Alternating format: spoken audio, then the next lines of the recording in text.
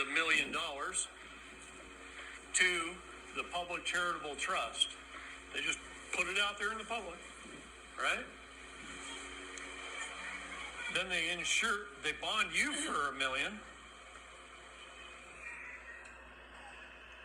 and they insure you for $2 million.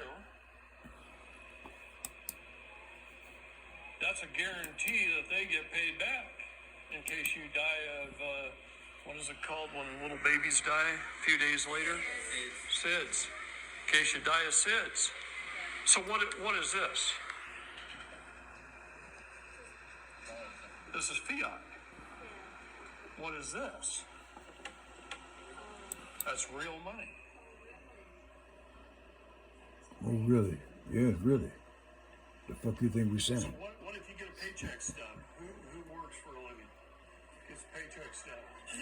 And not many hands around here. Nobody works for a living? Okay, you get a paycheck stub. You take your paycheck into your bank. Right on the back of your check, there's a line that says to endorse here, right? If you sign your signatory,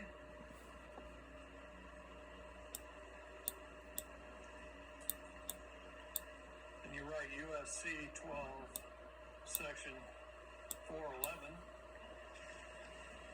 then in their computer, they have to convert it to real money. So they change the dollar sign. You're kidding me. No. When you open a bank account, when you sign your signature card, if you write USC 12411 on your signature card, everything that goes into your bank and out of your bank is real money, and it discharges your debt. Yeah, see, United States Code is our friend, and you don't know it. Yeah, United States Code, your friend. You know what you're right. Well, that's why Open it up a has new to be on bank your account. signature card when you open your account. You're telling them to deal in real money. Instead of computer. See, this is legal tender. Gosh, can't even write here. Legal tender. You can do it. Tender. It tenders We it can to do a it. later date. Never discharges the debt. Real money discharges.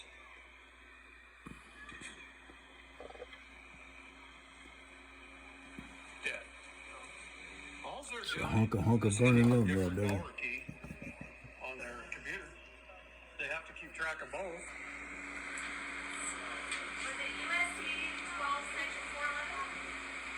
Title 12, Section 411. You have to Title do it 12, through your Section signature 411. card at your bank when you open your account. All money shall be converted to real money. It's just a computer thing. So I should do that with my personal account. Yeah. Can I go back with my personal account?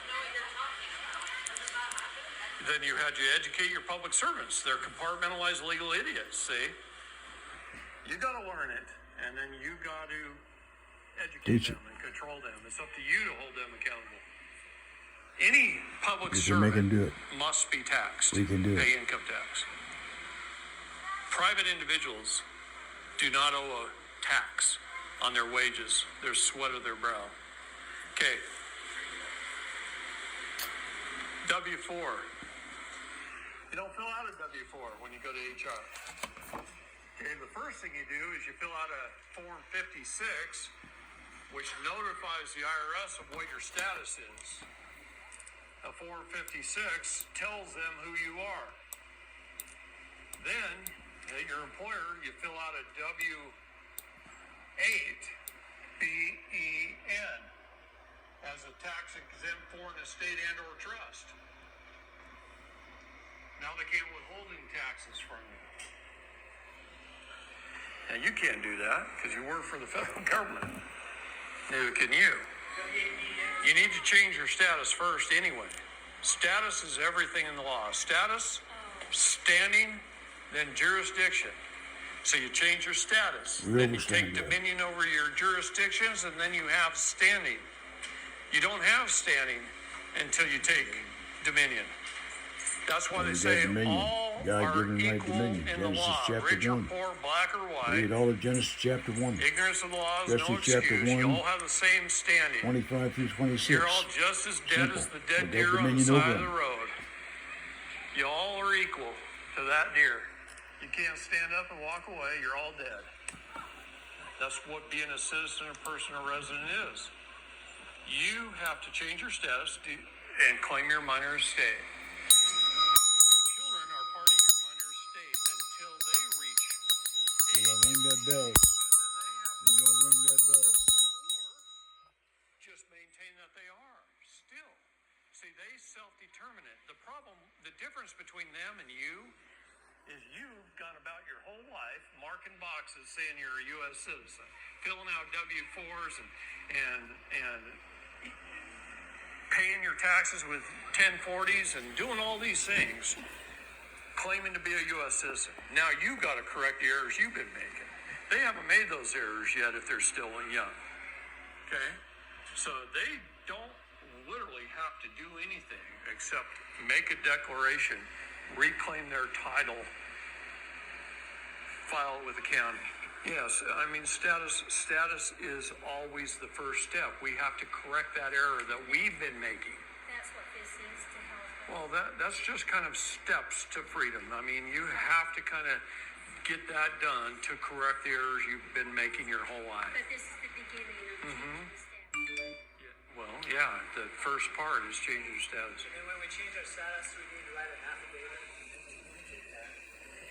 Right, because in the United States Code, in Title 8, Section 1101 is our definitions of status. The federal government says, here it is. Here's all the statuses that we accept. Your job, self-determination, just pick one. Notify them in writing via an affidavit under the penalty of perjury of what you are. So you're telling them what you are. You're making that determination. Okay, so you notify them via an affidavit. All they have to do is have it on file. They're not going to answer your affidavit, so what do you do with it? You make it a court of record. Now, here's a part I want you guys to pay close attention to.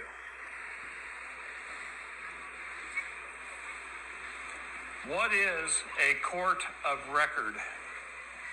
Declarations are with the court. Court of records. All courts are court of records.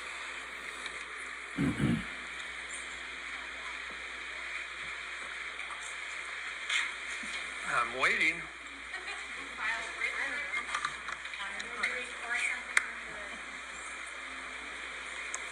Court of record is just a recorded document. The place where they hold recorded documents.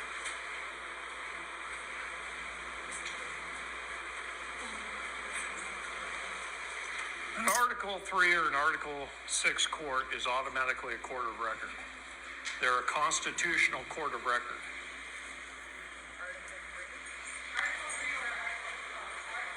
Six. Okay. But what I'm talking about is not a brick building somewhere. Okay? The brick building is not a court of record. No.